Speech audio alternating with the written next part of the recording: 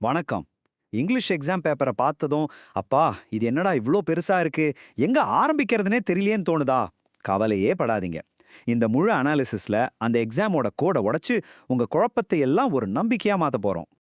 Exam paper பார்க்க ஒரு பெரிய பூதம் மாதிரி பயமுறுத்தலாம். ஆனா உண்மையா சொல்லட்டா, அது உங்க வெற்றி பயணத்துக்கான ஒரு மேப் மாதிரி. அந்த மேப்பை எப்படி சரியா படிக்கிறதுன்னு நான் உங்களுக்கு சொல்லித் தரேன். இதுதான் நம்மளோட கேம் பிளான். முதல்ல இந்த இங்கிலீஷ் எக்ஸாம்ங்கிற சேலஞ்ச பத்தி பார்க்கலாம். அப்புறம் எக்ஸாம் ரூல்ஸ சிம்பிளா புரிஞ்சுக்கலாம்.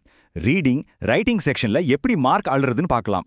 கடைசியா என்ன படிக்கணும், எது முக்கியம் தெரிஞ்சுக்கிட்டு எப்படி ஜெயிக்கிறதுன்னு ஒரு வழிய போடலாம். ரெடியா? வாங்க ஆரம்பிக்கலாம். சரி, வாங்க நம்மளோட முதல் கட்டத்துக்குள்ள போகலாம். உங்க இங்கிலீஷ் எக்ஸாம் பயணம். பாருங்க, இந்த எக்ஸாம ஒரு பெரிய தடைன்னு மட்டும் நினைக்காதீங்க. இது நீங்க ஜெயிக்க வேண்டிய ஒரு சேலஞ்ச். அதை எப்படி ஜெயிக்கிறதுன்னு தான் நாம இப்போ பார்க்க போறோம். அடுத்ததா நம்ம மேப்போட முக்கியமான பகுதிக்கு வரோம். Exam rules. எந்த ஒரு கேம்ல ஜெயிக்கணும்னாலும் முதல்ல அதோட ரூல்ஸை சரியா தெரிஞ்சுக்கணும் இல்லையா? வாங்க அந்த ரூல்ஸை புரிஞ்சுக்கலாம். கொஸ்டின் பேப்பரோட ஸ்டார்டிங்ல இருக்கிற இந்த நோட் செக்ஷனை பாருங்க. அடேங்கப்பா, இங்க பாருங்க, வரிசையா ஒரு 11 பாயிண்ட் கொடுத்துருக்காங்க. இதை பார்த்த உடனே கொஞ்சம் தலை சுத்துற மாதிரி தான் இருக்கும். அது இயல்பு தான். ஆனா டென்ஷன் ஆகாதீங்க. இந்த கன்ஃபியூஸ் பண்ற ரூல்ஸை எல்லாத்தையும் அடுத்த ஸ்லைட்ல ஒரே டேபிள்ல சிம்பிளா மாத்த போறோம். இங்க பாருங்க, அந்த கசகசன்னு இருந்தா 11 ரூல்ஸையும் இப்படியே ஒரு சிம்பிள் டேபிள்ல ஒரு ஆக்ஷன் பிளானா மாத்தியாச்சு. 1 மார்க்குக்கு என்ன பண்ணணும், 6 மார்க்குக்கு எவ்வளோ எழுதணும்னு இப்போ எல்லாம் பளிச்சுன்னு தெரியுது இல்லையா? இதுதான் உங்க டைமை சேவ் பண்ற சீக்ரெட். அடுத்து நம்ம ஒரு புதையல் வேட்டைக்கு போக போறோம். அதுதான் ரீடிங் செக்ஷன். இங்க பதில்கள் எல்லாமே அந்த டெக்ஸ்டுக்குள்ளேயே தான் ஒளிஞ்சிருக்கும். அதை எப்படி ஸ்மார்ட்டா கண்டுபிடிக்கிறதுன்னு இப்ப பார்க்கலாம் வாங்க. இந்த ரீடிங் பேசேஜ் ஒரு சின்ன பொண்ணு, அவங்க அம்மா, அப்புறம் அவங்களோட கஷ்டமான வாழ்க்கைய பத்தி சொல்ற ஒரு கதை. இந்த கதையை வச்சுதான் நம்மளோட முதல் கேள்வியே வருது. சரி, வாங்க இந்த கேள்வியை எப்படி டீல் பண்றதுன்னு பார்க்கலாம். கேள்வி என்னன்னா, இந்த பத்தியில ஒரு தாய் தன் குழந்தை மேல அக்கறை காட்டுற மாதிரி இருக்கா? இது ஒரு சிம்பிளான true or false type question. ஆனா நாம பாட்டுக்கு பதில் சொல்றதுக்கு முன்னாடி இதுக்கான ஆதாரம் எங்க இருக்குன்னு தேடணும். இங்க பாருங்க, பதிலுக்கான ஆதாரம் இங்கே இருக்கு. அந்த பொண்ணுக்கு சாப்பாடு, ட்ரெஸ்ஸு, ஷூஸ் எல்லாம் இருந்துச்சு. அவங்க அம்மா ஹாஸ்பிட்டல்ல இருந்து நிறைய ஸ்நாக்ஸ் வாங்கிட்டு வந்தாங்கன்னு தெளிவா எழுதியிருக்கு. இது மாதிரி டெக்ஸ்ட்ல இருந்து நேரடியா எவிடன்ஸ் கண்டுபிடிக்கிறது தான் இங்க டெக்னிக். அப்போ பதில் ட்ரூங்கிறது கரெக்ட். நம்ம கண்டுபிடிச்ச ஆதாரம் அதை தெளிவா சொல்லுது. பாத்தீங்களா, ஒவ்வொரு கேள்விக்கும் பதில் அந்த பேசேஜ்குள்ளேயே ஒளிஞ்சிருக்கு.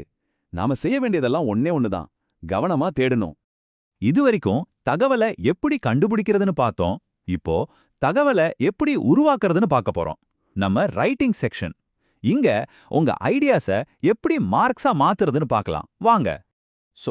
ரைட்டிங் செக்ஷன்ல உங்களுக்கு கொடுத்த டாஸ்க் இதுதான். மாற்றுத்திறனாளிகள் சந்திக்கிற பிரச்சனைகளை பத்தி எடிட்டருக்கு ஒரு லெட்டர் எழுதணும். எந்த ஒரு ரைட்டிங் டாஸ்க் ஆரம்பிக்கிறதுக்கு முன்னாடியும் அதோட நோக்கம் என்னன்னு நாம தெளிவா புரிஞ்சுக்கணும். இங்க கேட்கிற முதல் கேள்வியே அந்த லெட்டரோட சப்ஜெக்ட் லைன் பத்தி தான். இது பார்க்க சின்ன விஷயமா தெரியலாம், ஆனா ஒரு ஃபார்மல் லெட்டர்ல கரெக்டான சப்ஜெக்ட் தான் ஃபர்ஸ்ட் இம்ப்ரெஷனை உருவாக்கும். அதனால இது ரொம்ப முக்கியமான முதல் ஸ்டெப். சரியான பதில பார்க்கறதுக்கு முன்னாடி நீங்களே கொஞ்சம் யோசிச்சு பாருங்க. கொடுத்திருக்கிற ஆப்ஷன்ஸ்ல எது பெஸ்டான சாய்ஸா இருக்கும்? ஒரு நல்ல லெட்டர் எழுதுறதுக்கான முழு ப்ராசஸும் இங்க ஸ்டெப் பை ஸ்டெப்பா கொடுத்துருக்கு. ஒரு இன்ட்ரெஸ்டிங்கான விஷயம் என்னன்னா, இந்த மல்டிபிள் சாய்ஸ் கொஸ்டின்ஸ்க்கு நீங்க கரெக்டா ஆன்சர் பண்ணாலே உங்க லெட்டருக்கான ஒரு முழு பிளானே ரெடி ஆயிடும். சப்ஜெக்ட்ல இருந்து முடிவுரை வரைக்குமே இதுல கவர் ஆயிடும். சரி, இப்போ ரொம்ப ரொம்ப முக்கியமான ஒரு பகுதிக்கு வந்திருக்கோம். நாம என்ன படிக்கணும்? உங்க சிலபஸ் தான் உங்களுக்கான கைடு. எதை படிக்கணும், எதை விட்டுடணும்னு தெரிஞ்சுக்கிறது தான் ஸ்மார்ட்டா ப்ரிப்பேர் பண்றதோட சீக்ரெட்டே. இந்த சிலபஸ் டேபிள பாருங்க. முதல்ல பார்க்கும்போதே இதுவும் ஒரு லிஸ்ட் மாதிரி தான் தெரியும். ஆனா இதுக்குள்ள ஒரு முக்கியமான ரகசியம் இருக்கு. உங்க லெசன்ஸ் 2 முக்கியமான பகுதியா பிரிச்சிருக்காங்க. இந்த வித்தியாசம் தெரிஞ்சா நீங்க படிக்கிற ஸ்டைலே மாறிடும். அது என்னன்னு பார்க்கலாமா? இந்த வித்தியாசம் ரொம்ப ரொம்ப முக்கியம். லெஃப்ட்ல இருக்கிறது டிஎம்ஏ, அதாவது வீட்ல இருந்து செய்யற அசைன்மெண்ட்கான பாடங்கள். ரைட்ல இருக்கிறது பப்ளிக் எக்ஸாம், அதாவது நீங்க எக்ஸாம் ஹால்ல எழுத போற ஃபைனல் எக்ஸாம்க்கான பாடங்கள். அப்போ இதுக்கு என்ன அர்த்தம்? உங்க ஃபைனல் எக்ஸாமுக்கு நீங்க இந்த 16 பாடங்கள்ல மட்டும் கான்சென்ட்ரேட் பண்ண போதும். இது உங்க வேலையை கிட்டத்தட்ட பாதியா குறைச்சிடும் இல்லையா? நம்ம பயணத்தோட கடைசி கட்டத்துக்கு வந்துட்டோம். இப்போ உங்ககிட்ட மேப்பும் இருக்கு, படிக்கிறதுக்கான கைடும் இருக்கு. இனி ஜெயிக்கிற பாதையில நீங்க நம்பிக்கையோட நடக்க ஆரம்பிக்கலாம். நாம பார்த்ததிலிருந்து உங்க வெற்றிக்கான 4 கீ பாயிண்ட்ஸ். 1, ரூல்ஸை சரியா புரிஞ்சுக்கோங்க. 2, பதிலுக்கான ஆதாரத்தை டெக்ஸ்ட்ல இருந்தே தேடுங்க. 3, ரைட்டிங் டாஸ்கை ஸ்டெப் பை ஸ்டெப்பா பிரிச்சு பண்ணுங்க. 4, பப்ளிக் எக்ஸாமுக்குன்னு இருக்கிற அந்த 16 பாடங்கள்ல மட்டும் கவனம் செலுத்துங்க. இந்த 4ஐயும் மறக்காதீங்க. இப்போ எக்ஸாம் கோட் உங்க கையில இருக்கு. இனிமே கன்ஃபியூஷனுக்கு இடமே இல்ல, ஆக்ஷனுக்கு மட்டும்தான் இடம்.